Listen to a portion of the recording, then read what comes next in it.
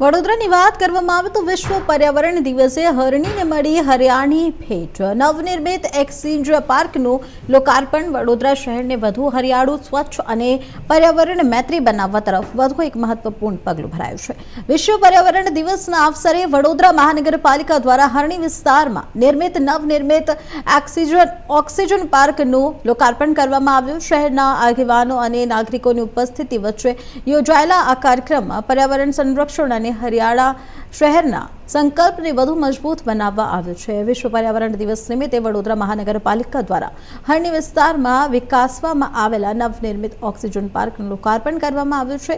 શહેરના નાગરિકોને સ્વચ્છ હવા, હરિયાળું વાતાવરણ અને આરોગ્યપ્રદ જીવનશૈલી મળી રહે તે હેતુથી આ પાર્કનું નિર્માણ કરવામાં આવ્યું છે।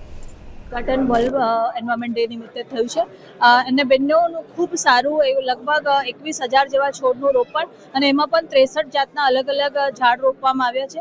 આજે હરણી ખાતે આવવાનું થયું છે તો હરણીમાં તો ખૂબ સારું ઓક્સિજન પાર્ક બનાવવામાં આવ્યું છે, જેથી કરીને અહીંના રહેતા લોકો પણ એટલા ઉત્સાહભર આજે જોઈન થયા છે।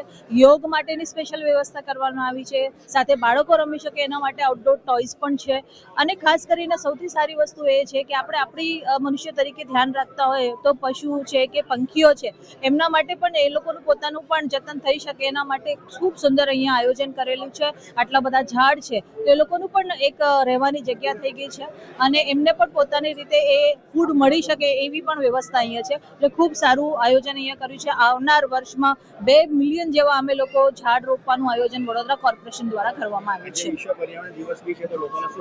બિલકુલ, આજે આપ એક નર્સરી જઈને એક છોડ ખરીદો અને પણ એ દેશી ઝાડ બને એવી રીતનું આપ જરા એનું ચોઈસ કરજો।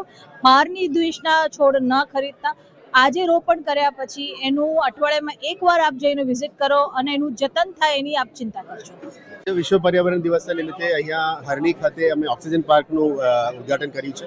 આપ જાણો છો કે વડોદરા શહેરમાં અમે જે પ્રોમિસ કરી હતી 12 ઓક્સિજન પાર્ક બનાવીશું, એમાં પહેલી ઓક્સિજન પાર્ક અહીંયા છે। અગાઉના 8 ઓક્સિજન પાર્કને પણ અમે મિયાવાકી પદ્ધતિથી ડેન્સ ફોરેસ્ટ કરવા માંગીએ છીએ। આપ જાતે જોઈ શકો છો કે કેટલું બાયોડાયવર્સિટી થઈ ગયું છે। આવનારા દિવસોમાં મિશન 2 મિલિયન ટ્રીઝને સાકાર કરવા અને જે મિયાવાકી પદ્ધતિથી અને આવનારા દિવસોમાં જે 17% 21% આપણે ટ્રી કવર લઈ જવાનું છે એની એક નાનકડી પહેલ અત્યારે શરૂ કરી છે। આશા રાખીએ આ વિસ્તારના લોકો માટે પણ એ મદદરૂપ થાય અને આવનારા દિવસોમાં હરિયાળી અને વધારે ગ્રીન અને ક્લીન સિટી બનાવવામાં મદદ થાય। ઓક્સિજન પાર્કનું લોકાર્પણ કર્યું છે।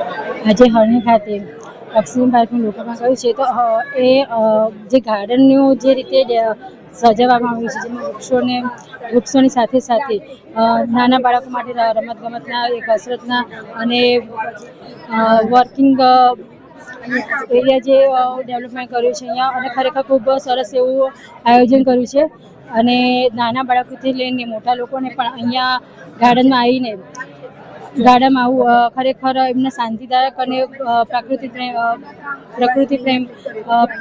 પ્રકૃતિ પ્રિય એવું આમ શાંત વાતાવરણનું અહીંયા આયોજન કરેલું છે। તો અને સાથે સાથે સવાર અને સાંજે માટે મ્યુઝિક સિસ્ટમની પણ અહીંયા આયોજન કરેલું છે અને ખૂબ સરસ એવું વાતાવરણ કર્યું છે। વિસ્તારના નાગરિકોને ઘણો એવો ફાયદો થશે, કારણ કે અહીંયા કસરત માટેના સાધનો પણ છે, નાના બાળકો માટેના પણ રમતગમતના સાધનો છે। ત્યારે લોકોને ઘણું એવું